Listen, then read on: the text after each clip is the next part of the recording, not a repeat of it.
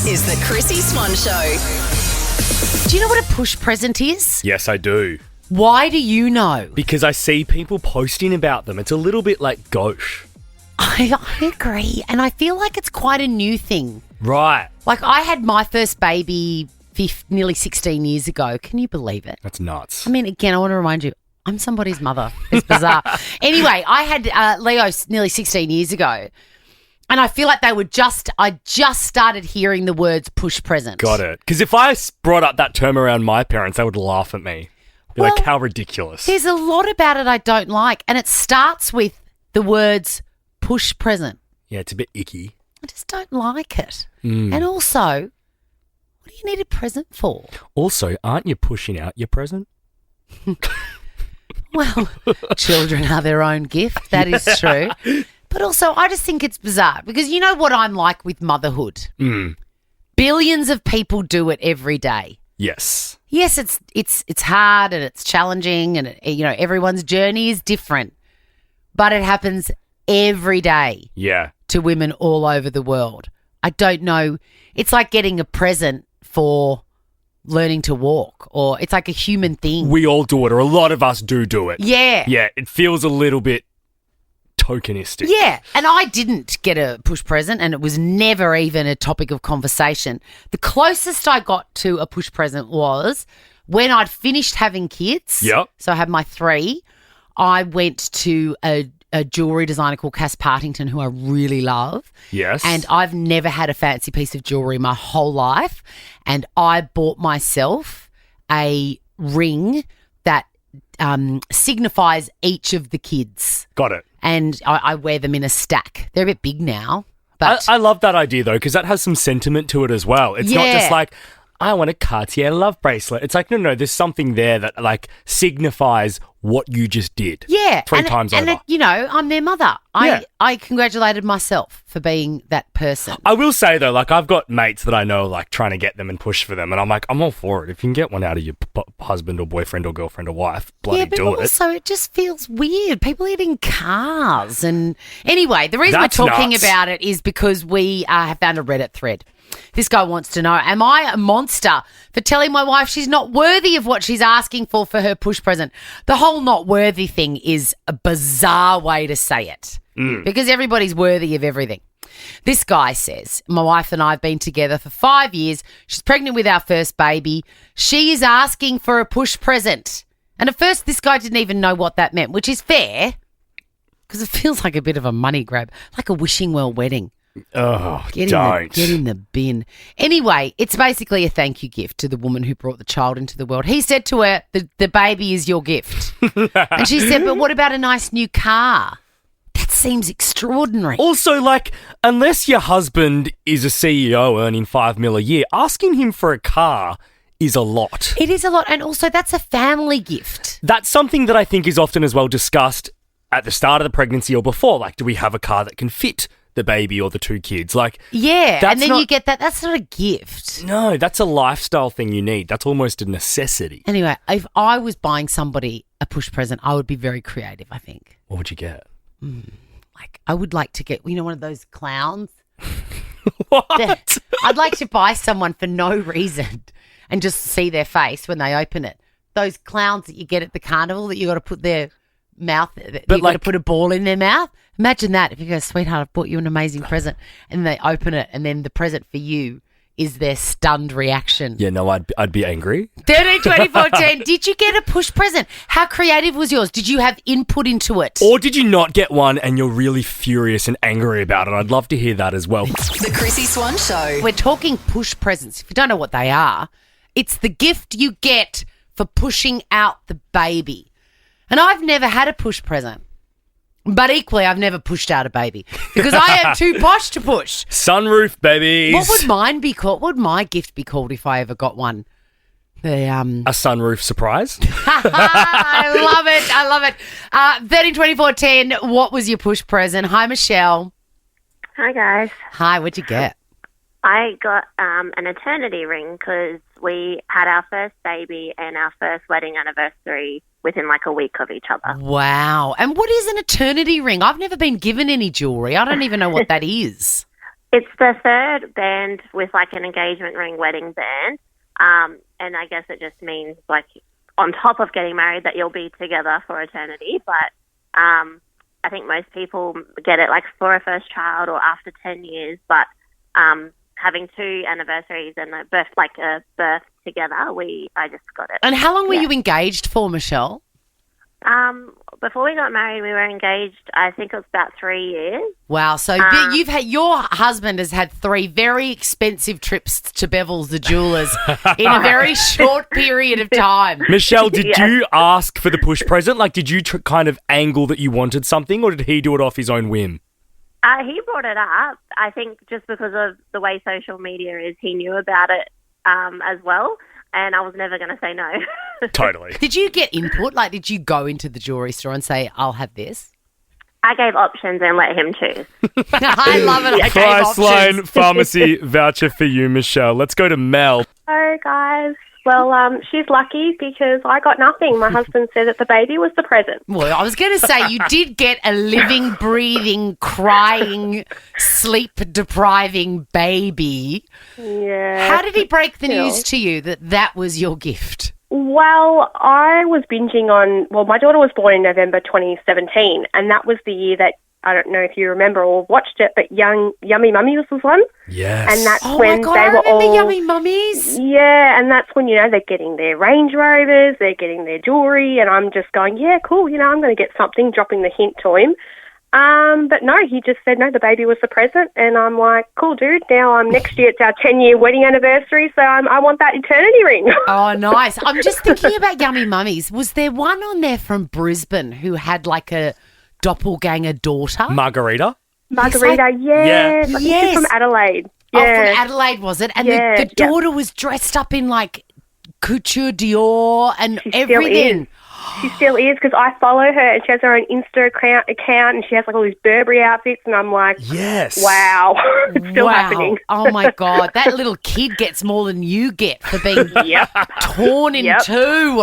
All right. Well, good luck for the eternity ring, Mel. Let's finish with Thank Kate. you. Hi, Katie. Hello there, gorgeous people. How are you? Good. How long ago did you have your last child? Last child was 17 years ago. Wow. And were push presents even around then? They were just sort of starting, and mind you, this was my 4th child. And what did you get? I got a plasma TV. I feel like maybe that was a push present for your husband. Definitely. And- And that was sort of when they were all coming out, big TV. Yes. We went from having a little TV to a big one. I would have preferred a nice ring or something. It would have been a very exciting delivery, though. And in fairness to your husband, maybe he got the whole sort of relevance of push wrong. Maybe he just meant, he said, hang on, I thought I was supposed to push the remote. That's what it's for. Priceline Pharmacy voucher for you, Kate. The Chrissy Swan Show. The Chrissy Swan Show. We welcome the other team member on the Chrissy Swan Show to the microphone. Hello, Tom. Good afternoon. I mean, if I had my way, you'd be in here all the time, but I know you've got work to do. I know, right? It's boring. Can you please tell the story again about you daring to leave the family home? I know, it was a big decision. It was a big one. How many children are there? I'm the second of 4. There's 4. They're all at home. They're all at home. I was the first to move out, so I had to pave the way, Mummy loves a full nest. Yeah. And you were the first. I was. So there was a lot of pressure. But I moved out. I was, dare I say, happy to be out of home. But were you scared to break the news, being the first and having the family that you do? Oh, yeah. I was like, we were having dinner and I was like, I just have something to say. So We know you're gay. no, it was first. I'm looking at places, and then I had to do it again when I had actually Right. found a Wow. place. Okay, so you broke it gently. Yeah, to I did Mummy. it softly. Yeah. Breadcrumbed them a bit. Yeah. And then, I'd been out of home, I reckon, for a couple of months. And I came home and Mum goes, I've got to show you something. And I went, oh, okay, great. She opens my door Yeah. and she's turned... To your old bedroom, yes. Well, actually, to be fair, there was a bit of shuffling around, but Right. the spare bedroom in the house, Uh-huh. she turned into like a dressing room. But in the dressing room, it's like a mismatch of all sorts of things. So, like, she's got a clothes rack in there. She made my brother build a rack that she can hang her bags on. Oh, she's building stuff. But yeah. then in the other part of the room is just a single bed. Oh, well, at least there was a bed. Correct. The message was clear, though, that you've left and you're not welcome back. Yeah. Yes. And there's no personal touch to your room or that room anymore. It is simply a bed where anyone can sleep. Oh, yeah. It's, How did that make you feel? Because, like, I like to still know if things go wrong when when I'm sick or after a big night, that I Yes. can go back to mum and dad's house and have my bedroom. And is your childhood room still there? It's sort still, of? obviously I've like kind of remixed Yes. it, but Yeah. yes, it is. It's Yeah. still there. Okay, this is crazy because I was talking about it with people in the office and they're like, oh, my mum left my room as it is. Yeah. It's still there. Most people, And I was like, yeah, there's two ways to go about it. The mother that clings on to the memory of that time, Yeah. and it's like a mausoleum, a museum to her child, and it's not touched. And then there's your mum. 13, 24, 10. What did your parents replace your room with when you moved out? I feel like it must happen a lot more than we think. Oh, absolutely. And there's going to be a lot of craft, I think. There's going to be Yeah. a craft room, sewing rooms. Screams midlife crisis. Yeah. The Chrissy Swan Show. And we're talking about how quickly your parents moved on when you moved out of home and turned your bedroom into something that you were not welcome in anymore. Hi, Stacey. Hello, guys. Hi. I was the last child to leave, and I think my mum had a midlife crisis and turned my bedroom into an art studio. But Oh, she yes. has never painted before, so Yeah. I don't know what was going on. Yeah, no, that is a well-worn path because can I give you an insight into what was going through her mind as probably a woman that was about my age at the time?